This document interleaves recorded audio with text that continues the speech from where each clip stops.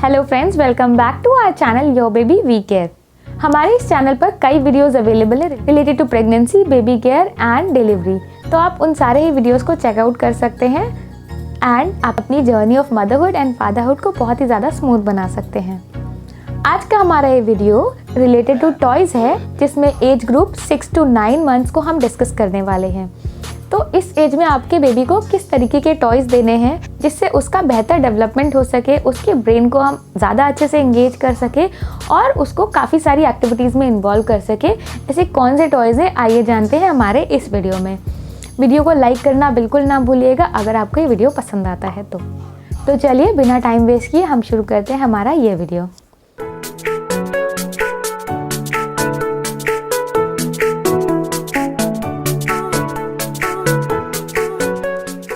Friends, 0 to 6 month की as एक ऐसी एज होती है जहाँ बेबी बहुत ज़्यादा डिपेंडेंट होता है, अपने बेड के आसपास ही रहता है और बहुत ज़्यादा मूवमेंट्स नहीं कर सकता है। लेकिन इसमें आपके बेबी को बहुत ज़्यादा रिक्वायरमेंट है कि आप उसको हर एक्टिविटी के लिए सामने से इंगेज करें और उसके साथ ही रहें। पर जब आपका बेबी 6 मंथ की एज क्रॉस कर लेता है, उसके बाद उसमें कई सारे डेवलपमेंट्स होते हैं, वो अपने इंडिपेंडेंट प्ले को स्टार्ट कर सकता है। तो इसलिए इस एज में आपको सही तरीके से बेबी को इंगेज करना आना चाहिए और बेबी को डिफरेंट एक्टिविटीज़ में इन्वॉल्व करना बहुत ही ज़्यादा ज़रूरी है। तो आप किस तरीके से बेबी को डिफरेंट एक्टिविटीज़ में इंगेज कर सकते हैं, कौन से ज़रूरी टॉयज़ हैं, इन सारी एक्टिविटीज़ के लिए आइए जानते हैं इस वीडियो में। इस एज में बेबी बैठना शुरू कर देता है, साथ ही साथ कई बेबी स्क्रॉल स्टार्ट कर देते हैं और कुछ बेबी चलने में भी इंटरेस्ट शो कर देते हैं। तो आपका बेबी जिस भी एक्टिविटी के लिए ज़्यादा इंटरेस्टेड है, उन सारी एक्टिविटीज़ को अच्छे से फैसिलिटेट करना आपकी जिम्मेदारी है। अगर आपका बेबी बैठने की एज में है और वो बैठने में ज़्यादा इंटरेस्ट शो करता है, तो आप उसके लिए ऐसे टॉयज़ ले जिससे वो ज़्यादा देर तक बैठा रहे और बैठने के बाद वो नेक्स्ट स्टेप यानी क्रॉलिंग की तरफ मोटिवेट हो। इसके साथ ही साथ अगर आपका बेबी क्रॉलिंग में ज़्यादा इंटरेस्ट शो करता है, तो आपको इस तरीके के टॉयज़ देने हैं कि बेबी नेक्स्ट स्टेप ले और क्रॉल करते करते वो डिफरेंट प्लेसेस पे जाए और अपनी बॉडी को अलग अलग जगह पर मूव कर सके ऑन देयर ओन। अगर आपका बेबी इस एज में है जिसमें वो खड़े होने में इंटरेस्ट शो कर रहा है और साथ ही साथ वो जगह जगह जाना चाहता है और दूर रखी हुई चीज़ों में इंटरेस्ट शो कर रहा है, तो आपकी ये जिम्मेदारी बनती है कि आप उसको ऐसे टॉयज़ दें जिससे वो आगे बढ़ने के लिए मोटिवेट हो, यानी कि चलने में इंटरेस्ट शो करे और उसको लेकर वो आगे बढ़ने की कोशिश करे। और इसमें आपको डिफरेंट टॉयज़ की रिक्वायरमेंट रहती है। तो इस वीडियो में हम यही जानेंगे कि हमारे ऐसे कौन से टॉयज़ हैं जो इन सारी ही चीज़ों को अलग अलग फैसिलिटेट करते हैं। जब आपका बेबी बैठ रहा होता है, तब आपको उनको ऐसे टॉयज़ देने हैं कि वो ज़्यादा देर तक बैठे रहें, या फिर कुछ ऐसे टॉयज़ हो जो रोल पोल करके आगे जाएं। तो इसमें आपको हेल्पफुल रहते हैं हिट मी टॉयज़ और रोली पोली टॉयज़। हिट मी टॉय बच्चा जब उस पर हाथ मारता है तो वो वापस बाउंस बैक करके खड़े हो जाते हैं, तो इससे बच्चा काफ़ी देर तक बैठे रहने के लिए मोटिवेट होता है। नेक्स्ट, जब आप रोली पोली टॉयज़ देते हैं बेबी को, तो वो जब उस पर हाथ मारता है तो वो भी बाउंस बैक करते हैं और वो काफ़ी आगे चले जाते हैं, कभी इधर उधर मूवमेंट्स दिखाते हैं। तो बच्चा उनको पकड़ने के लिए अपने हाथों को बढ़ाता है और साथ ही साथ क्रॉल करने की भी कोशिश करता है। Hello friends, welcome back. Khyati is also over here, she decided to join. हम दोनों आ गए हैं अपने वीडियो को कंटिन्यू करने के लिए। तो ख्याति अभी 9 मंथ्स की हैं, तो आज ये बताने वाली हैं इन्होंने कौन से टॉयज़ 6 to 9 मंथ के एज में यूज़ किए हैं और इन्हें बहुत ज़्यादा पसंद है। इस एज में जब आपका बेबी क्रॉलिंग की तरफ ज़्यादा इंटरेस्टेड होता है, तो आपको अपने बेबी को ऐसे टॉयज़ देने हैं जिससे वो क्रॉल करके नेक्स्ट मूवमेंट की तरफ बढ़े, यानी कि वो आगे बढ़ने की कोशिश करे और ज़्यादा टाइम तक क्रॉलिंग को स्टेबलाइज कर सके। तो इसमें आपको कुछ रोली पोली टॉयज़ हेल्प कर सकते हैं, या रोलिंग बॉल्स या रोलिंग ड्रम्स हेल्प कर सकते हैं। तो आप ऐसे टॉयज़ अपने बेबी को लाकर दे सकते हैं जो कि बेबी हाथ मारे या वो उनके हाथ में ना आए और वो आगे बढ़ के जाएं। ऐसे टॉयज़ बेबी को मोटिवेट करते हैं कि वो आगे बढ़े उनको कैच करने के लिए। और क्रॉलिंग बेबी के लिए बहुत ही ज़्यादा हेल्पफुल है, जब वो लर्न करते हैं कि वो खड़े कैसे हों और नेक्स्ट मूव कैसे करें, यानी कि चलना कैसे शुरू करें।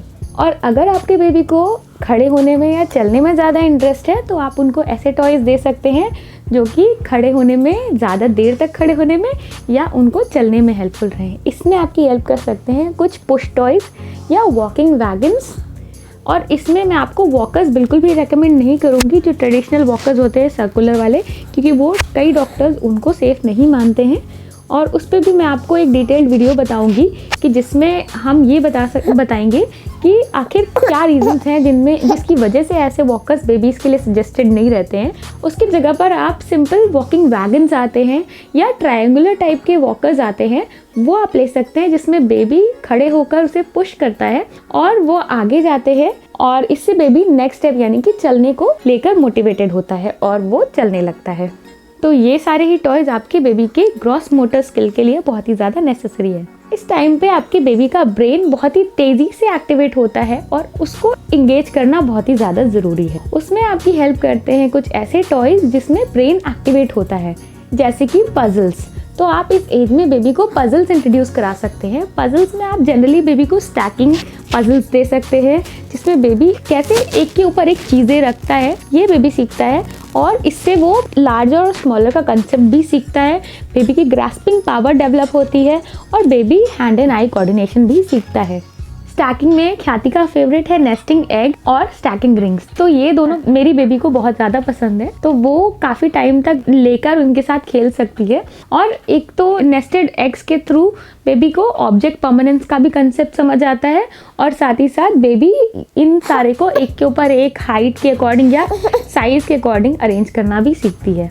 इसी टाइम पर आप बेबी को डिफरेंट शेप्स भी इंट्रोड्यूस करा सकते हैं, जैसे कि सिंपल बेसिक सर्कुलर शेप या फिर आप बेबी को ट्रायंगल और स्क्वायर शेप्स इंट्रोड्यूस कराते हैं, तो बेबी इसमें डिफरेंट शेप्स को समझना शुरू करता है और अपने आप से अलग अलग करना भी सीखता है। तो इतना छोटा बेबी ये समझ सकता है कि एक शेप जो मैच कर रही है वो कौन सी है और जो उससे मैच नहीं कर रही है वो कौन सी है। वो अपने टॉयज़ में डिफरेंट शेप्स को पहचानना शुरू कर देता है और वो अलग अलग तरीके से अरेंज करना शुरू कर देता है, यानी कि वो सॉर्टिंग शुरू कर देता है। अगर आप एक तरीके के टॉयज़ बेबी को देते हैं तो वो अपने आप समझ जाता है एक जैसे कौन से टॉयज़ है और अलग से कौन से हैं, तो वो उनका ग्रुप बनाना भी शुरू कर देता है। इसके साथ ही साथ बेबी कलर्स रिकॉग्नाइज भी शुरू कर देते हैं, तो आप इसमें डिफरेंट कलर के टॉयज़ भी इंट्रोड्यूस कराना ना भूलें। इस समय आप कुछ वुडन टॉयज़ में इन्वेस्ट कर सकते हैं जिनमें डिफरेंट शेप्स और डिफरेंट कलर्स होते हैं, तो वो आपके बेबी के लिए काफ़ी हेल्पफुल रहते हैं। और साथ ही क्योंकि वो वुड के हैं तो बेबी अगर उन्हें मुंह में डाल के चबाता भी है तो बेबी को नुकसान नहीं होता। इस तरीके के टॉयज़ भी आप बेबी के लिए ला सकते हैं और प्रेफर करिए कि अगर आप अफोर्ड कर पा रहे हैं तो आप वुडन टॉयज़ में इन्वेस्ट करें। वुडन टॉयज़ में डिफरेंट ब्लॉक्स आते हैं, तो अगर आप बेबी को डिफरेंट ब्लॉक्स या सॉर्टिंग टॉयज़ देते हैं तो बेबी ये सीख जाता है कि कौन सी शेप में किस तरीके की शेप फिट होती है। यानी कि अगर आप इस तरीके के सॉर्टिंग टॉयज़ देते हैं जिनमें डिफरेंट शेप्स का ब्लॉक बना हुआ है और साथ ही साथ ऐसा स्पेस दिया हुआ है, तो बेबी अच्छे से समझता है कि कौन सी शेप किस होल में जाएगी, तो वो बेबी इस एज में लर्न करना शुरू कर देता है। और इस स्किल को मोटिवेट करने के लिए आप इस तरीके के टॉयज़ ला सकते हैं जो बेबी को शेप सॉर्ट करने के लिए प्रमोट करें। इसके बाद आप बेबी के लिए ब्लॉक्स ला सकते हैं, जैसे कि ब्लॉक्स डिफरेंट शेप के ब्लॉक्स होते हैं, प्लास्टिक के भी ब्लॉक्स होते हैं, वुड के भी ब्लॉक्स होते हैं, तो आप इस तरीके के ब्लॉक्स बेबी को दे सकते हैं। ये ब्लॉक्स बेबी एक के ऊपर एक अरेंज करता है और साथ ही साथ मैंने आपको पहले 3 to 6 मंथ की एज वाले टॉय के वीडियो में बताया था कि अभी बेबी ब्लॉक को ऑर्गेनाइज नहीं कर पाता है लेकिन उन्हें गिरा लेता है। लेकिन जब आपकी बेबी की एज 6 to 9 मंथ की होती है तो उस समय वो इन शेप्स को ऑर्गेनाइज करने में भी इंटरेस्ट शो करता है। वो बहुत लंबे ब्लॉक्स तो नहीं, बट एक के ऊपर एक एटलीस्ट 1-2 ऐसे ब्लॉक्स वो एक के ऊपर एक रख के ऑर्गेनाइज करने की कोशिश करता है। तो आप इस तरीके के ब्लॉक्स भी बेबी को लाकर दे सकते हैं और इससे वो हैंड एंड आई कोऑर्डिनेशन सीखता है, जो कि बेबी के लिए आगे बहुत हेल्पफुल रहती है। साथ ही साथ बेबी की सेंसरी स्किल्स भी डेवलप होती हैं। इससे बेबी अपने फिंगर्स को यूज़ करना सीखते हैं, ग्रैस्प करना सीखते हैं, चीज़ों पे अच्छी पकड़ बनाना सीखते हैं। तो इस तरीके के ब्लॉक्स आपके बेबी के लिए बहुत ही ज़्यादा हेल्पफुल रहेंगे। इस एज में आप बेबी को डॉल्स और सॉफ्ट टॉयज़ भी इंट्रोड्यूस करा सकते हैं, क्योंकि इस एज में बेबी के सोशल इमोशनल स्किल्स भी डेवलप हो रहे होते हैं। तो वो इन सारे टॉयज़ के साथ एक इमोशनल बॉन्ड स्टैब्लिश करता है और उन्हें पहचानना शुरू कर देता है। जब आप बेबी को किसी तरीके का कोई सॉफ्ट टॉय या डॉल देते हैं तो बेबी उसको एक एज अ डिफरेंट पर्सन ही समझने लगता है और ज़्यादातर टाइम उसके साथ ही स्पेंड करना चाहता है, उसके साथ हंसता है, खेलता है और ज़्यादातर टाइम पे तो बेबी उसको लेकर सोता भी है। तो इसलिए इस टाइम पे अगर आप बेबी को कोई सॉफ्ट टॉय या कोई डॉल देते हैं तो वो बेबी के लिए सोशल इमोशनल स्किल्स को डेवलप करने के लिए बहुत ही ज़्यादा हेल्पफुल रहते हैं। अगर आपके घर में कोई पेट है तो आप उस पेट को भी इस एज में बेबी से इंट्रोड्यूस करा सकते हैं, क्योंकि बेबी उसके लिए भी बहुत ज़्यादा इंटरेस्टेड फील करेगा और वो जानना चाहेगा कि ये किस तरीके का ऑर्गेनिज्म है या क्या है, ये उसके लिए काफ़ी इंटरेस्ट शो करेगा और वो आपके बेबी के डेवलपमेंट के लिए बहुत ही ज़्यादा हेल्पफुल रहेगा। तो आप इस एज में अगर आपके पास पेट है तो ये बिल्कुल राइट एज है जब आप बेबी को उस पेट से इंट्रोड्यूस करा सकते हैं और उसे वो अपना फील करने लगता है और मतलब उनके बीच में भी सोशल और इमोशनल बॉन्ड स्टैब्लिश हो सकती है। इस एज में बेबी म्यूज़िकल टॉयज़ के लिए भी बहुत ज़्यादा इंटरेस्टेड होता है, तो आप इस एज में बेबी के लिए म्यूज़िकल टॉयज़ और म्यूज़िकल पिन्स ऑर्गेनाइज करना बिल्कुल ना भूलें। इस एज में आप बेबी को डिफरेंट म्यूज़िकल इंस्ट्रूमेंट्स छोटे छोटे बेबी साइज़ के एक छोटी सी बास्केट में डाल के दे सकते हैं, जिनको बेबी अपने आप पिक करेगा। वो इससे डिसीजन मेकिंग सीखता है कि आखिर कौन सा ऐसा टॉय है जो वो इस समय पिक करना चाहता है। डिफरेंट बटन्स होती है जिनको वो पुश करता है और इससे कॉज एंड इफेक्ट सीखता है। कोई ना कोई आवाज़ आती है या किसी ना किसी तरीके की लाइट एमिट होती है, तो ये सारी चीज़ें देखकर बेबी कॉज एंड इफेक्ट सीखता है और साथ ही साथ अपने फिंगर्स का भी अच्छे से यूज़ करना सीखता है। म्यूज़िकल टॉयज़ में कुछ बटन्स बेस्ड म्यूज़िकल टॉयज़ होते हैं, कुछ ऐसे टॉयज़ भी होते हैं जो कि इम्पैक्ट बेस्ड होते हैं, यानी बच्चे उस पर मारते हैं, या पर्क्यूशन इंस्ट्रूमेंट्स होते हैं। तो इस तरीके के इंस्ट्रूमेंट बेबी को देंगे तो वो डिफरेंट एक्टिविटीज़ करना सीखेगा, क्योंकि हर अलग एक्टिविटी से अलग तरीके का म्यूज़िकल इंस्ट्रूमेंट बजता है, तो बेबी अलग अलग चीज़ें सीखता है कि ये करने से ये हो रहा है और इस चीज़ में ये करने से ये इफ़ेक्ट आ रहा है। तो ये बेबी के ब्रेन डेवलपमेंट के लिए बहुत ही ज़्यादा हेल्पफुल रहता है। कुछ ऐसे टॉयज़ होते हैं जैसे कि ड्रम, जिस पे बेबी हाथ मारता है तो उससे आवाज़ होती है। कुछ ऐसे होते हैं जैसे पियानो, उसमें बेबी ने बटन्स पुश किए तो आवाज़ होती है, लाइट आती है। और साथ ही साथ कुछ शेकर टॉयज़ होते हैं या टैम्बोरिन होती है, तो उसको जब बेबी शेक करता है तो उसमें आवाज़ निकलती है। तो इस तरीके के टॉयज़ आप बेबी के लिए इंट्रोड्यूस करा सकते हैं और डिफरेंट एक्टिविटीज़ बेबी अपने ब्रेन को बहुत अच्छे से यूज़ करता है कि क्या करने से क्या एक्टिविटी हो रही है, और बेबी काफ़ी इंजॉय भी करता है और काफ़ी टाइम के लिए बेबी इंडिपेंडेंट प्ले के लिए भी सीखता है। Next is educational toys. आप बेबी को एजुकेशनल टॉयज़ भी इस एज में इंट्रोड्यूस करा सकते हैं। जनरली कुछ पजल्स जो कि एजुकेशनल टॉयज़ में ही आते हैं, या फिर आप कोई एक्टिविटी क्यूब भी बेबी को दे सकते हैं जिससे बेबी ज़्यादा समय तक इंगेज रहता है। इन एक्टिविटी क्यूब्स में डिफरेंट बटन्स, बोर्ड्स या फिर लॉक्स या फिर लैचेस या डोर्स, इस तरीके के अरेंजमेंट्स दिए होते हैं। तो बेबी इनको खोलता है, बंद करता है, या लॉक को ओपन करता है, या फिर अब बेबी बटन्स को दबाता है, या फिर डायल्स भी दिए होते हैं, गियर्स दिए होते हैं। तो इन सारी चीज़ों को रोटेट करने की वो कोशिश करता है। तो इससे कई डिफरेंट चीज़ें, रेगुलर की चीज़ें वो सीखता है। इससे बेबी का hand and eye coordination better होता है। साथ ही साथ बेबी कुछ ना कुछ सोचता है, उसका ब्रेन भी एक्टिवेट होता है। कुछ इंटरैक्टिव टॉयज़ भी आप इस एज में बेबी को इंट्रोड्यूस करा सकते हैं। इंटरैक्टिव टॉयज़ में जैसे लैच बेस्ड या फिर फ्लिप फ्लैप बेस्ड या फिर लार्ज नॉब टॉयज़, ऐसी कुछ चीज़ें आप बेबी को दे सकते हैं जो कि बेबी अपने हाथों से ओपन एंड क्लोज करता है और नई चीज़ें करना सीखता है। और इससे बेबी का ब्रेन काफ़ी अच्छे से एक्टिवेट होता है और वो कई चीज़ें करना सीखता है जो कि उसको रेगुलर लाइफ में बहुत ही ज़्यादा हेल्पफुल रहती है, और ये काफ़ी टाइम तक बेबी को एंगेज करने में भी बहुत हेल्पफुल रहता है। इसी एज में आपको बेबी को बुक्स इंट्रोड्यूस कराना बिल्कुल नहीं भूलना है, क्योंकि बेबी के लिए बुक्स बहुत ही ज़्यादा हेल्पफुल हैं। हर एज में आप ये नहीं कह सकते कि कितनी देर में इंट्रोड्यूस कराइए, कितनी जल्दी। मेरा तो ये सजेशन है, आप जितना जल्दी हो सके बेबी की बर्थ से पहले भी आप बेबी को बुक्स रीड करके सुना सकते हैं। और इस एज के लिए बहुत ही अच्छी बुक्स आती हैं जो कि काफ़ी इंटरेक्टिव होती हैं, जैसे कि पीकाबू बुक्स हैं, आप वो दे सकते हैं बेबी को, जिसमें बेबी देखता है और साथ ही साथ उसमें कुछ फ्लैप्स दिए होते हैं। वो पहले जैसे 0 to 6 मंथ तक आपको खुद ओपन करके देने होते हैं, लेकिन जब आप 6 मंथ की एज में बेबी आता है उसके बाद वो खुद इंटरेस्ट शो करता है और इन फ्लैप्स को लिफ्ट करने की कोशिश करता है। या फिर जैसे आपने कोई पपेट बुक इंट्रोड्यूस कराई है तो उस पपेट से बेबी इंटरेक्ट करने की कोशिश करता है। तो ये सारी ही बेबी के लिए बहुत ही ज़्यादा इंजॉयमेंट एक्टिविटीज़ होती हैं। साथ ही साथ बेबी काफ़ी कुछ लर्न करता है जो कि रोज़मर्रा के लिए उसे बहुत ही ज़्यादा एसेंशियल है। आप बिजी बोर्ड भी इंट्रोड्यूस करा सकते हैं। बिजी बोर्ड में काफ़ी सारी चीज़ें दी जाती हैं बेबी को इंगेज करके रखने के लिए, जैसे कि छोटी चीज़ें होती हैं। जैसे मैंने आपको पहले बताया कि एक्टिविटी क्यूब्स होते हैं, उनमें काफ़ी सारी एक्टिविटीज़ दी जाती है। इसी तरीके से बिजी बोर्ड भी होते हैं, उसमें कई फ्लैप वगैरह के अरेंजमेंट दिए होते हैं। तो बेबी कुछ ना कुछ करता रहता है और काफ़ी सारी चीज़ें एक सिंपल से बोर्ड से बेबी सीख सकता है। तो ऐसे बिजी बोर्ड भी आप बेबी को इंट्रोड्यूस करा सकते हैं। और ये बिल्कुल राइट एज है बेबी को डिफरेंट शेप्स या फिर बीडेड टॉयज भी इंट्रोड्यूस करा सकते हैं आप, जिसमें बेबी को लार्ज साइज के बीड्स दिए जाते हैं और बेबी उन बीड्स को होल्ड करता है और आगे पीछे करने की कोशिश करता है, तो बेबी उनको यूज़ करना भी सीखता है। इसके साथ ही साथ आप एबेकस भी इंट्रोड्यूस करा सकते हैं। बेबी एबेकस अभी उतना अच्छे से समझेगा नहीं, बट क्योंकि वो कलरफुल होता है और उसमें बीट्स को शिफ्ट करने का स्कोप होता है, तो बेबी उसको काफ़ी इंजॉय करता है। तो इस एज में आप बेबी को डिफरेंट बॉल्स भी ज़रूर इंट्रोड्यूस कराएं। जैसे कि मैंने आपको 3 to 6 मंथ की एज के लिए बताया था कि आप मल्टीपल टेक्सचर की बॉल इंट्रोड्यूस करा सकते हैं, तो आप इस तरीके की बॉल्स इस एज में भी इंट्रोड्यूस कराइए।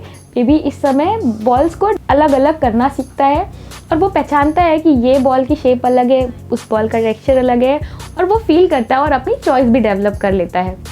तो इस एज में आप बेबी को डिफरेंट साइज़ और शेप की बॉल इंट्रोड्यूस करा सकते हैं और बेबी डिफरेंट साइजेस को एक ऑर्डर में ऑर्गेनाइज करना सीखता है। आप जनरली शुरुआत में 4 से 5 बॉल से ज़्यादा बिल्कुल भी ना दें, और जब बेबी उनको डिफरेंशिएट करने लग जाए उसके बाद आप बॉल्स का नंबर बढ़ा सकते हैं। इस एज में बेबी ऑब्जेक्ट परमानेंस भी समझता है, यानी कि कोई ऑब्जेक्ट है पर वो अगर वो गया है तो वो वापस भी आ जाएगा, ये भी बेबी अच्छे से समझता है। तो ऑब्जेक्ट परमानेंस पे बेस्ड कई टॉयज़ आते हैं, आप उन्हें भी ट्राई कर सकते हैं। इसका कंसेप्ट ये रहता है कि आप कुछ बॉल या कोई ऐसी चीज़ है जिसको कुछ देर के लिए छुपा देते हैं और थोड़ी देर बाद वो रीअपियर हो जाता है। तो इस तरीके के टॉयज़ भी आप अपने बेबी को ज़रूर इंट्रोड्यूस करा सकते हैं।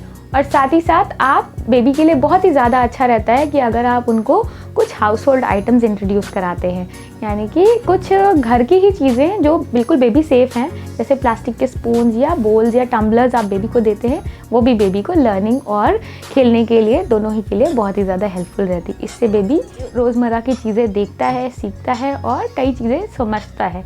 इससे बेबी का ब्रेन भी डेवलप होता है, हैंड एंड आई कोऑर्डिनेशन भी डेवलप होता है और वेरियस सेंसरी स्किल्स के लिए भी ये बहुत ही ज़्यादा हेल्पफुल रहते हैं। तो इन हाउस होल्ड आइटम्स के साथ आपका बेबी डिफरेंट एक्टिविटीज़ सीखता है, जैसे कि वो इधर उधर डिफरेंट चीज़ों पे उसे मारता है तो कुछ साउंड होता है, तो उससे इम्पैक्ट सीखता है, कॉज एंड इफेक्ट सीखता है और साथ ही साथ आवाज़ें करता रहता है। प्लस उसको होल्ड करना सीखता है। किसी एक्टिविटी को आप बेबी आपके जैसी एक्ट करने की कोशिश करता है, कुछ आइटम्स के साथ वो आपको कॉपी करने की कोशिश करता है, तो इससे भी बेबी बहुत सारी चीज़ें सीखता है। तो आपको हाउस होल्ड आइटम्स भी बेबी को टाइम पे इंट्रोड्यूस कराने चाहिए जो कि बेबी सेफ हो। ऑब्वियसली जैसे कि आप एक वुडन स्पून दे सकते हैं या प्लास्टिक के बोल्स या मग्स दे सकते हैं, ये बेबी के लिए सेफ रहते हैं। और जैसा कि मैंने अपने पुराने वीडियो में, जिसमें हमने 3 to 6 मंथ के लिए कौन से टॉयज नेसेसरी हैं, उस वीडियो में डिस्कस किया है कि आप बेबी के लिए ट्रेजर बास्केट्स बनाएं या सेंसरी बिन्स बनाएं। तो इस एज के लिए भी आपको बेबी के लिए ट्रेजर बास्केट्स और सेंसरी बिन्स बनाने हैं, जिसको आप कैसे प्रॉपरली यूज़ कर सकते हैं वो देखने के लिए मैं बहुत जल्द एक नया वीडियो लेकर आने वाली हूँ, जिसमें हम डिटेल में डिस्कस करेंगे ये ट्रेजर बास्केट्स और सेंसरी बिन्स आप अपने बेबी के लिए कैसे बना सकते हैं और उनका आपके बेबी के लिए क्या फ़ायदा होगा। तो एंड में मैं ये बताना चाहती हूँ कि ये जो टॉयज़ हैं ये सिर्फ खेलने के लिए नहीं है। बेबी इससे काफ़ी सारी चीज़ें लर्न करता है, जैसे कि वो अपनी बिलोंगिंग्स समझना सीखता है कि उनकी बेबी की कौन सी चीज़ें हैं। वो डिफरेंट चीज़ों को आइडेंटिफाई करता है। अगर आप किसी तरीके का टॉय आप रिमूव कर दें और कुछ दिन बाद दोबारा इंट्रोड्यूस कराएं, तो वो भी बेबी अच्छे से पहचानता है कि ये उसका पुराना टॉय है और उससे एक इमोशनल बॉन्ड उसका ऑलरेडी डेवलप्ड होता है। बेबी अपने टॉयज रिकॉग्नाइज करता है और वो उन्हें उसके लिए प्रेफरेंस डेवलप करता है। कभी कभी आप देखेंगे कि बेबी एक पर्टिकुलर टॉय के लिए ज़्यादा पॉजिटिव हो रहा है, तो वो भी इसी एज में आप देख सकते हैं। इससे बेबी का इमोशनल और इंटेलेक्चुअल स्किल दोनों ही डेवलप होती है। तो ये टॉयज आपके बेबी के लिए बहुत ही ज़्यादा हेल्पफुल है। और इस टाइप के टॉयज से बेबी काफ़ी ज़्यादा फोकस करना या कॉन्सेंट्रेट करना भी सीखता है। इसीलिए आप राइट एज में राइट टॉयज बेबी को ज़रूर से ज़रूर इंट्रोड्यूस कराएं। और इन टॉयज़ के साथ एक बहुत ही ज़रूरी बात है कि जब आपका बेबी 6 मंथ की एज में होता है, उसके बाद बेबी हर चीज़ को टेस्ट करना चाहता है, चेक करना चाहता है, और उसमें चेक करने का एक मीडियम माउथ के थ्रू भी होता है। तो बेबी क्या करते हैं कि हर चीज़ अपने मुंह में डालते हैं। तो आपको इस टाइम पे बेबी को बिल्कुल भी अनअटेंडेड नहीं छोड़ना है, क्योंकि वो हर चीज़ अपने मुंह में डालेंगे और कोई भी ऐसी हज़ार्डस चीज़ या खतरनाक चीज़ बेबी के आसपास नहीं होनी चाहिए। आपको इस बात का बिल्कुल ध्यान देना है और बेबी के एनवायरनमेंट को आपको कंट्रोल करना है कि कौन सी चीज़ उसकी एक्सेस में है, कौन सी नहीं। जब बेबी चलने की एज में होता है, या फिर बेबी क्रॉलिंग की एज में है तो भी आपको ध्यान देना है कि आसपास ऐसी कोई भी चीज़ ना हो जिससे बेबी खुद को नुकसान पहुंचा सके, नहीं तो वो आपके बेबी के लिए काफ़ी नुकसानदायक हो सकता है। तो टॉयज़ के साथ इन छोटी छोटी बातों का आप ज़रूर ध्यान दें। और टॉयज़ को चूज़ करते समय आपको कौन सी सेफ्टी टिप्स फॉलो करनी है उसके लिए हमारा एक डिटेल्ड वीडियो ऑलरेडी हमारे चैनल पे अवेलेबल है, जिसे आप चेकआउट कर सकते हैं। आई होप मेरे इन छोटे छोटे पॉइंट्स के थ्रू आपको अपने बेबी के लिए टॉय सिलेक्ट करने में बहुत ही ज़्यादा हेल्प हुई होगी, और इन सारे टॉयज़ के थ्रू आपके बेबी के डिफरेंट स्किल्स और सोशल, इमोशनल और इंटेलेक्चुअल स्किल्स भी डेवलप होने में बहुत ही ज़्यादा हेल्प होगी। थैंक यू सो मच हमारे साथ इस वीडियो में एंड तक बने रहने के लिए। हमारे चैनल पर ऑलरेडी बहुत सारे वीडियोस अवेलेबल हैं related to pregnancy, baby care and delivery, तो आप उसे भी चेकआउट करना बिल्कुल ना भूलें। अगर आपको वीडियो पसंद आते हैं तो आप उन्हें लाइक करें और हमारे चैनल को सब्सक्राइब करना भी ना भूलें। अब आप हमें फेसबुक, इंस्टाग्राम और पिंटरेस्ट पे भी फाइंड आउट कर सकते हैं, जिनके लिंक्स आपको डिस्क्रिप्शन बॉक्स में मिल जाएंगे। I hope you are very happy parenting. Bye bye.